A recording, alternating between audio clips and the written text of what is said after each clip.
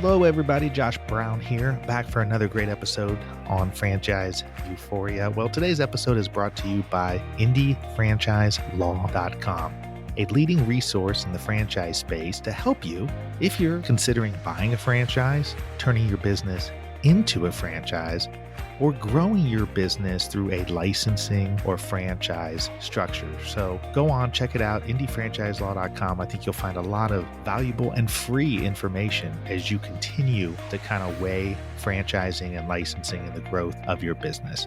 Without further ado, I hope you enjoy today's episode. On today's episode of Franchise Euphoria, I'm thrilled to have owner-operator Mike Bausch, who is the founder with his brother of Andolini's Pizza. He's an industry leader whose restaurant, Andolini's, is a top 10 pizzeria in the U.S. as named by TripAdvisor, BuzzFeed, CNN, and USA Today. Andolini's began in 2005 and has grown to 5 pizzerias, 2 gelato places, 2 food hall concepts, a food truck, and a fine dining restaurant, all by 2019. Mike himself is a world pizza champion, a Guinness Book world record holder, and a writer for Pizza Today. He also has a book called Unsliced that you can check out at unslicedbook.com.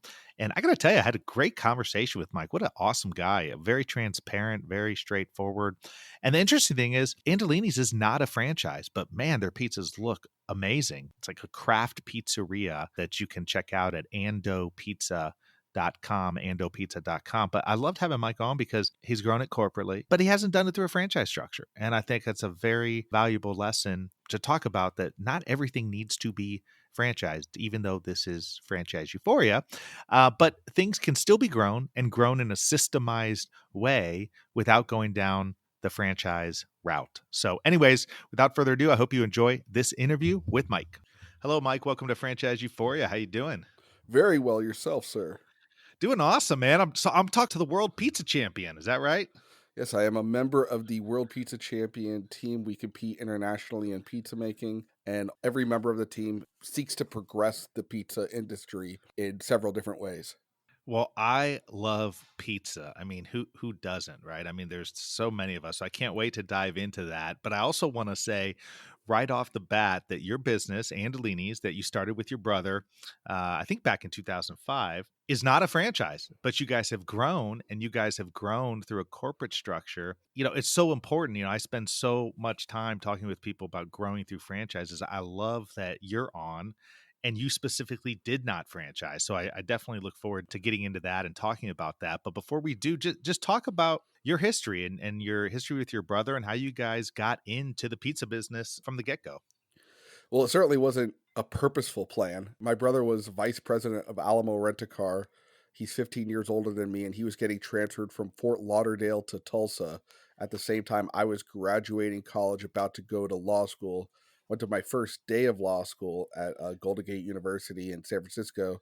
I'd grown up in New York, New Jersey, and it also high school and college in San Francisco, and I did not like it. It just didn't feel like it was going to be my home. I love that you realize that. See, as you know, you're talking to a franchise lawyer. I love that you knew that your first day. How did you go through? I mean, you sat through the LSAT. You went through all that work. Yep. And then how did you know you had to have be feeling something ahead of that, I right? really didn't. Well, there was another side to it, is that I went to Officer Candidate School of the Marine Corps to be a JAG lawyer and have law school paid for me. So I go through school assuming, okay, I guess that's the next natural progression. But I am type 1 juvenile diabetic, which I did not know until I got done with Officer Candidate School. And as I get done with Officer Candidate School and I go home and I'm thinking, okay, well, I guess the Marine Corps is not going to pay for law school. And I go to the first day of law school, and it's in a massive room, a bigger room than I had ever been in, for which is a classroom like you'll see in, big universities, because I went to a 2,000 person college. And it was, all right, you'll do this on this day, you'll do this. It was the most cold, callous.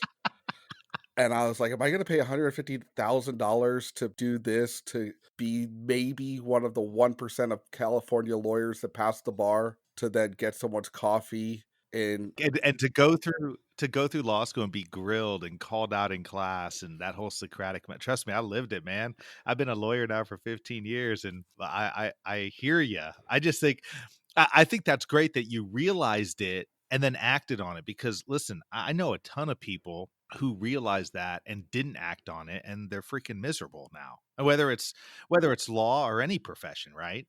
Well, and you just said something, the Socratic method. I talk a lot about Socratic method as a way of handling staff, and also the systems I learned in the Marine Corps are how we were able to have systemization like a franchise without being a franchise, to your earlier point. So I have this under my belt. I have the pain and lack of sleep awareness of the Marine Corps, and I'm 22. My brother says, "Hey, you want to take this bonus and open up a family restaurant?" I love pizza. Everyone loves pizza. It doesn't make you special enough to own or start a pizza restaurant, nor does being 22 with a medium level of awareness of the industry, because I worked restaurants to pay for college. I went to OCS, and then I handled and went to YMCA day camp as a camp counselor, and I had done that for a bunch of years.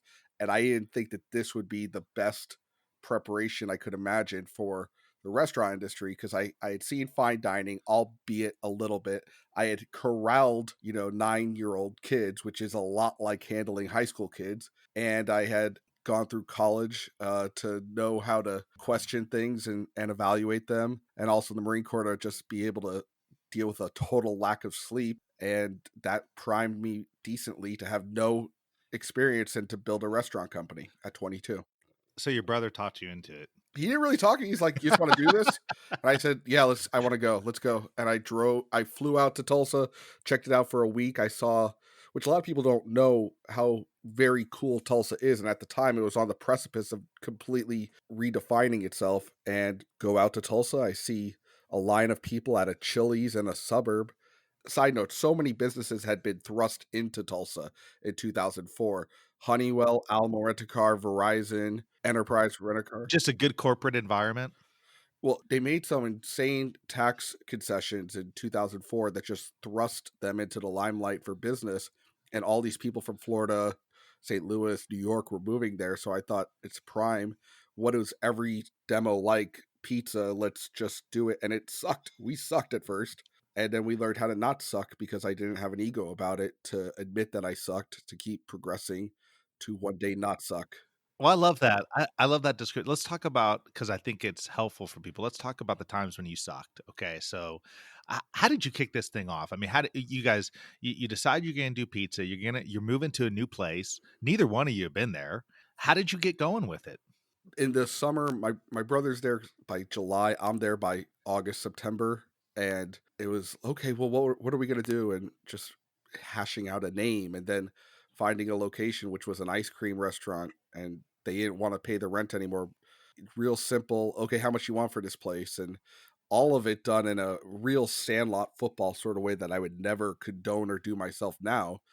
The logo designed by us using clip art, just real crappy. And then how do you get a health department license? Well, just me driving into the city of Tulsa and saying, "How do I do this?"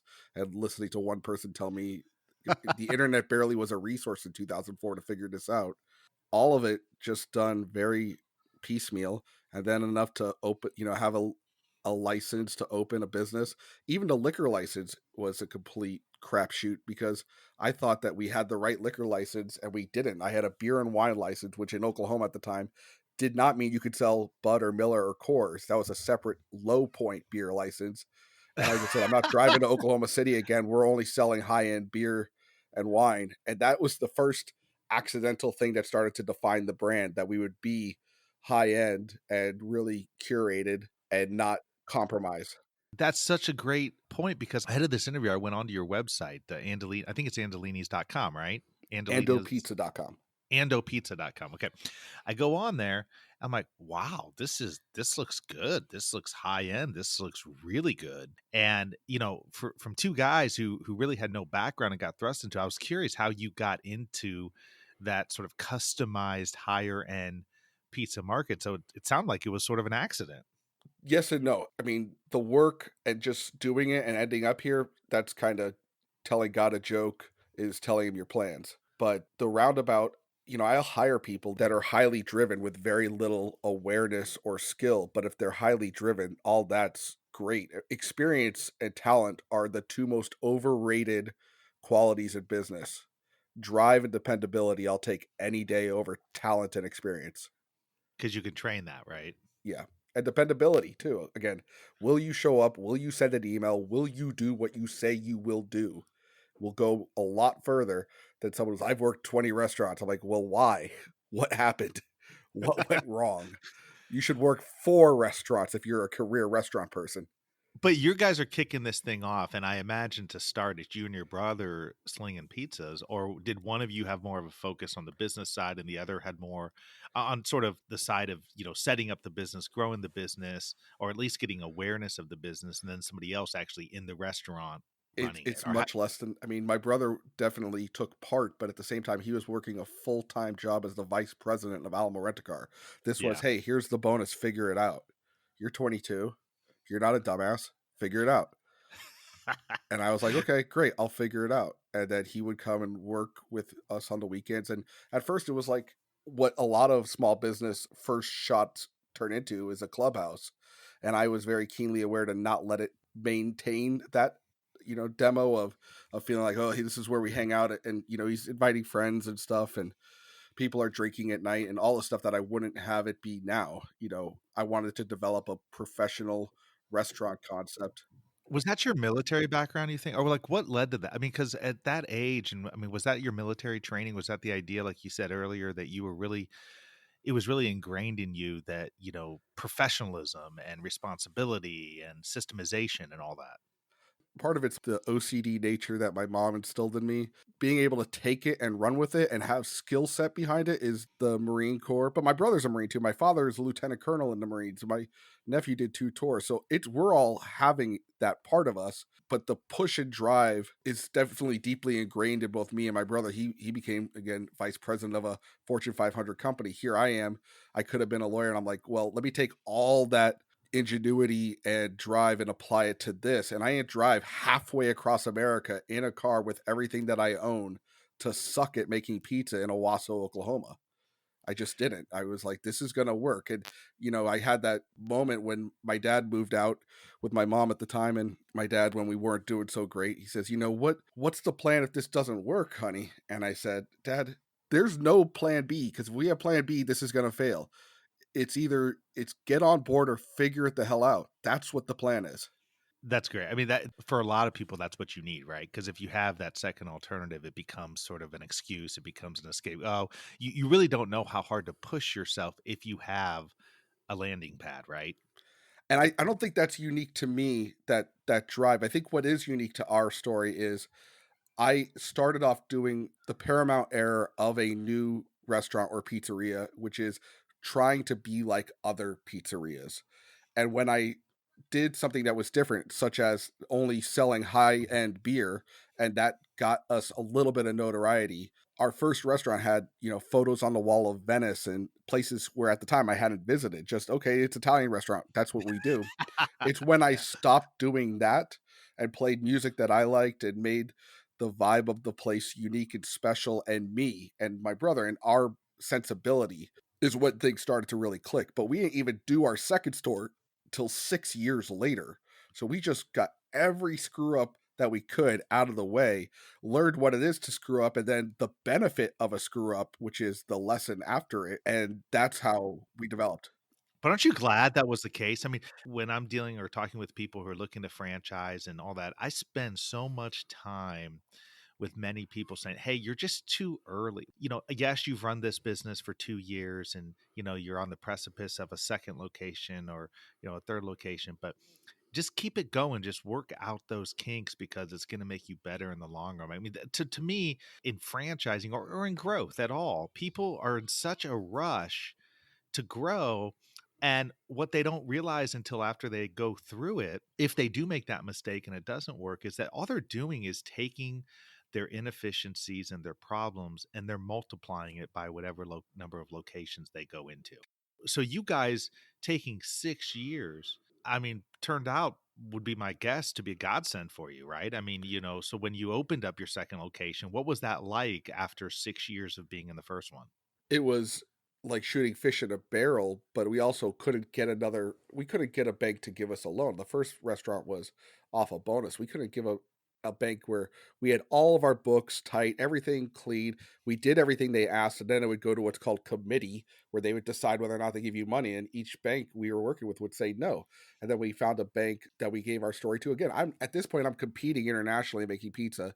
I'm genuinely not sucking anymore, and they're still like, well, I mean, you're in a Wasso restaurant, which is a suburb of Tulsa, and we were going into Tulsa proper, and no one would believe it at that point. And also, to that point about franchisees that just want to keep growing or people that want to buy into a franchise, I was open when the one of the first restaurants to open of the big surge to this suburb, where then 40 restaurants opened between 2006 and 2008, of which almost all of them were franchises, of which 38 closed. You had Fuddruckers, boom, up and close. You had Steak and Shake, up and close. And they were showing in abundant detail that this was a really hard market, that I didn't know I was in such a hard market.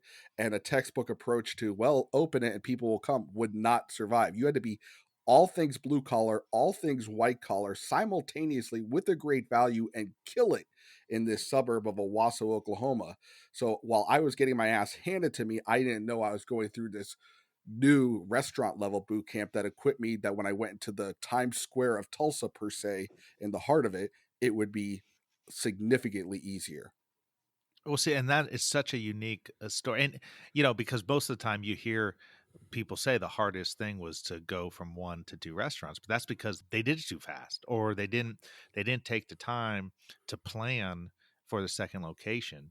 Um, you mentioned the banks. I always joke about banks. I have great banker friends, and obviously in my industry and in yours as well, banks are necessary. But I always joke that banks mottos should be, we're here when you need us the least, because the Yeah, reality is when you have tons of collateral, when you have tons of cash in the bank, when you have all that, they're there ready to loan you all sorts of money.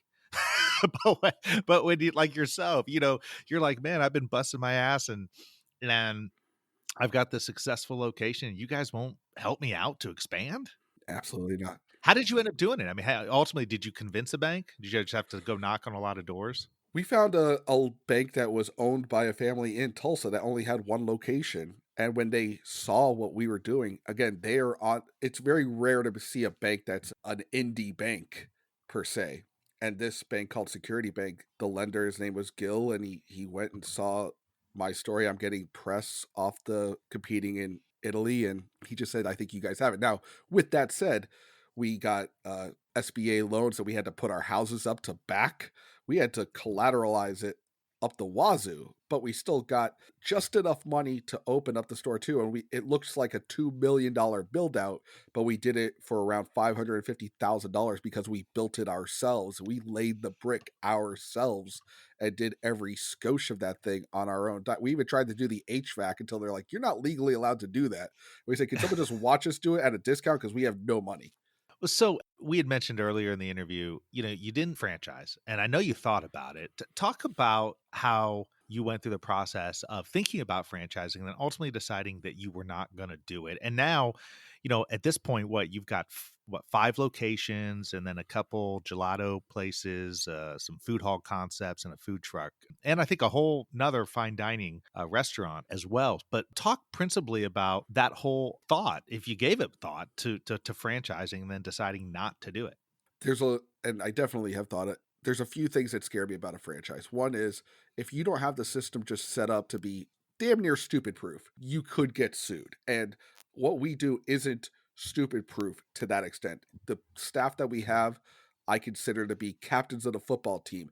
And with a franchise, you need to be able to give someone the ball and expect them to be captain of the football team on their first day of freshman year. That's what scares me about it.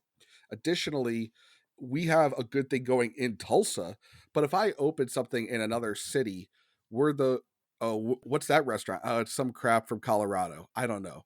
It doesn't have a pull to the city. We have a lot of good things going for us currently. Now, with that said, there's a few things that we could do that we could franchise, but an Andolini's is such a hands-on, tight approach to the industry that to just up and do it as a franchise seems cavalier. I think we could. entertained making a more approachable pizza concept, but an Andolini's is just a What do you mean by that? multi-level. Well, talk about it. What do you mean by that? A more approachable? Well, Well, tell me. Andolini's is a full service restaurant where we are really paying a close attention detail to the fermentation and all parts of the dough. We're making everything from scratch. There's nothing that's half-assed in the restaurant. So if one little thing is out of whack, it's all out of whack. And whenever there's a problem, I could still be the person to correct it on a direct connect, me to the consumer. And with all that said, because we buy such high-end stuff and the price perception of our product is a little bit out of whack, it doesn't lend itself to the percentage payment to still make profit. It really is a weird dynamic. We sell a 20-inch pizza. This is really deep in the weeds, but a 20-inch pizza, Joe Blow thinks is equal to two 10-inch pizzas. It's not. It's equal to four 10-inch pizzas. So if I sell that to Explain someone that. and it, I don't wait, hold on. Explain that to me, 'cause I believe you, but I don't understand it. Tell me how that's equal to 4. well, surface area, pi r squared. What's the radius of 10 inches? Got It's it, got it, got it, 5. got it, okay. 5 Okay. times 5 is 25. What's the radius of a 20 inch? 10. 10 times 10 is 100. 100 There divided you by go. 25. So if you look at a 10-inch pizza, if you go 1, 2, 3, 4, that's a 20-inch pizza. So when other people are charging $10 for a 10-inch pizza, you're like, hey, that's about right. By that logic, my cheese pizza should be $40. So the food cost proposition is hard, but I'm dinged when I sell a 28 fully loaded pizza, $28 for a fully loaded pizza as being expensive. And I'm the cheapest per square inch pizza in Oklahoma.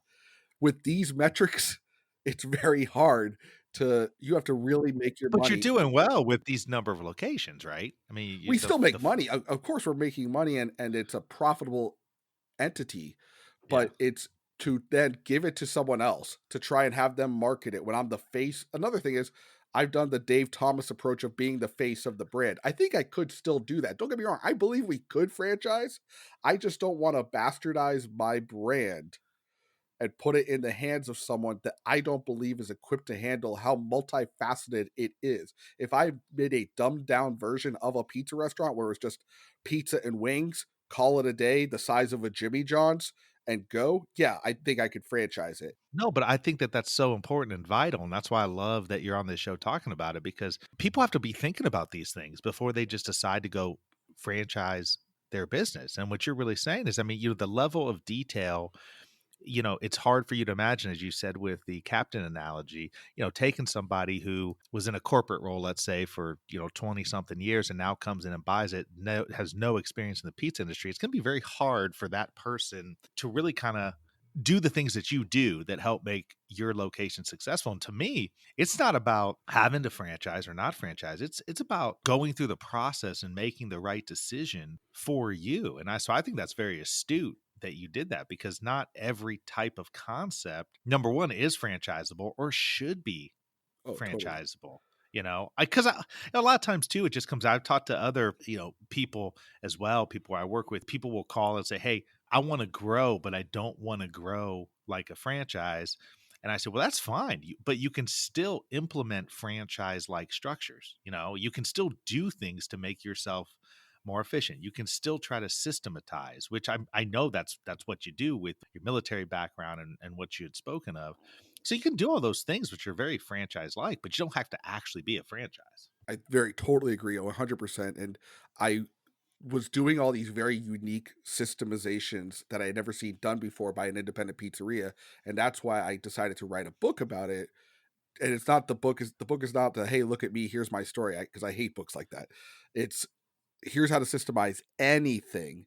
And the first two chapters are also, hey, do you need this thing? Do you need to own a restaurant? Because don't just walk in to my world like I wouldn't walk into a law office and say I've seen a lot of Law and Order, so yeah, I'm good to go. Next case, please.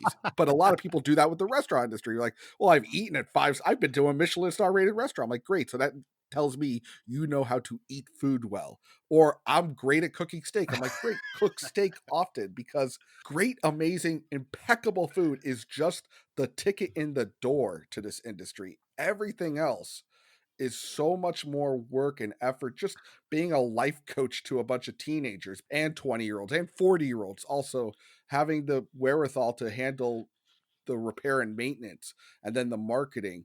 that if you want a turnkey system, I'm amazed people will buy a franchise that as the second store. I'm fascinated by that when it's like, "We have one, we're gonna do a franchise as our second store." I'm like, "You haven't even figured out how to do 2 stores yet, and you're selling it?" That is crazy to me when I see that happen. because people are buying into the dream, and it's not, and I'm not saying that that's not a good reason, but that's why, right? I mean, that's people buy into this idea that, and even when people know, and I'll tell them, hey, they haven't been around long. They only got one location. They don't have their system. Yeah, but I love the concept of, and if I get in early, I'll be really in there. And I'm like, well, maybe, but also you could be buying into something that's total crap. I mean, that's the reality of it.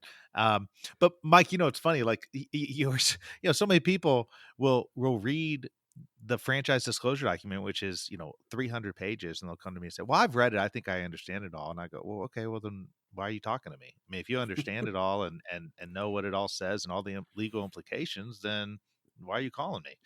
You know what I mean? It's like people have these weird ways of working with other people who are there to help them. But Have you done any pizza franchises? yeah, I've been involved. I've been doing this for 15 years. Because So, oh pizza yeah. is a lot different. I think people don't get that either. It's like making dough and fermenting it, Well, and that tell me there's about that. Like, how's it? You're talking about the way in which you make dough. You have an ingredient structure, you have a process, and probably some proprietary methods for what you do, right? I do, and I believe in them.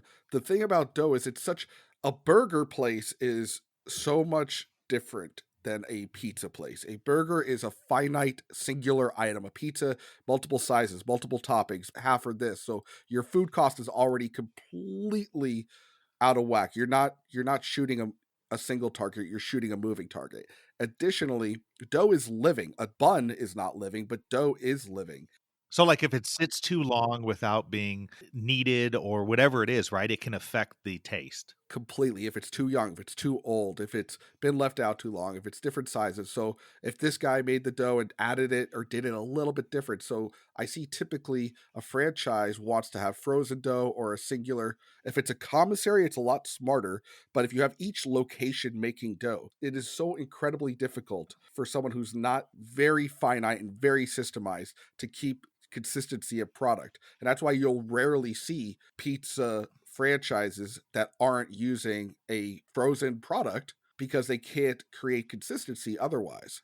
You must have a really developed, like, palate, like, taste palate. I mean, we gotta talk about before we finish, you're the World Pizza Championship, Guinness Book World Record holder, and also a writer for Pizza Today, and then also I wanna talk more about your book for a few minutes before we go, but do you go and if you try other pizza, you can kinda know if it's fresh or from a frozen dough? I mean, can you taste it? Because most people can't. I think, well, I can, but at the same time, if you play to the masses, you die, especially in the culinary world. You got to play to the people with a palate because they're the ones who speak the loudest. And if you impress them, then they're telling their friends and they're saying, oh, it was so great. It was just like Italy. Oh, it was? Oh, it's just like New York, whatever they say, that you need to impress them. It's when people start saying, barely anyone will notice if we deep fry these frozen raviolis, that then you just become cookie cutter and you're just Yeah. another, and I say you're another restaurant selling a McNugget, and there's another restaurant down the street selling a McNugget, and you're both under the assumption that you're not McDonald's. Yeah, and there's no differentiation. I mean, you've got a differentiation, you've got a story, you've got a difference in how you do it. How do you keep track of that? I mean, the different cost changes and the distributors and so forth that you're working with. I mean, do you have just one or two, or do you work with multiple distributors in terms of for the quality and the pricing and all that? On what we purchased, we are very lucky that we're in a great relationship with Roma out of Springfield, Missouri, which is a subsidiary of Performance Food Group, who has been a partner with us, really a dedicated partner for 15 years and really close partner for the last 10. That's great. The ability to manage food cost and all the non-sexy things that people don't want to think about when they enter into this business, we've gotten better at over time. A lot of it at first was let's go off numbers we know, which is purely what went into the bank and what left the bank. And over time, you start to be able to get a lot tighter on it. But pizza, again, super hard to track cheese in multiple sizes and all that. Same thing with labor. Labor was harder to track. We knew again what our labor percentage was, but with technology, which is so great, the technology and staying at the forefront of technology now with POSs that integrate with schedulers and knowing on an hourly basis if you're matching what you should be projecting is the secret sauce of a profitable restaurant. Isn't that amazing? That's been a game changer, right? I mean, Big time. the POS systems now are amazing for restaurants. It's like going from a Nextel brick phone, which everyone loved Nextel phones in 2005. It's like, I'm an adult in business. I have a Nextel. But then the iPhone came out and I'm like, well, goodbye, Nextel. I'll see you guys later. And that's what's happened with POS systems.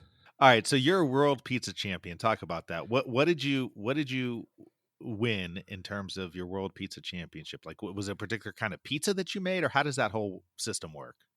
It's an invite only club to begin with, just to differentiate. Now, the World Pizza Champions team is a group of people that, again, it's a collective of people who have won different things. I had won Tulsa's Restaurateur of the Year. I had won Best Pizza in Oklahoma and things of that nature. Then on a competition level, when I went to Italy my first time out and scored higher than any first year American and scored out of 500, I came in 30th in my first time competing in Italy. And then that was enough cachet that we moved forward and did other things. And TripAdvisor named Andolini's as one of the top 10 pizzerias in America. So these are some of the accolades. We will bring people on our team if they have an accolade to their name, but there's different definable ones. As a championship, I had won silver in the Midwest region in Vegas in like 2010. And again, I've just done a lot of different competitions with varying levels. In London last year, I came in seventh in the world in a pizza competition. I mean, did you just sort of train yourself on this, or did you I mean, how did There's a you guy in California named Tony Gimignani who has been a mentor to me, and he's the president of the World Pizza Champions. And now, 10 years after being on this team, I'm the vice president with him, and we have 40 people on this team.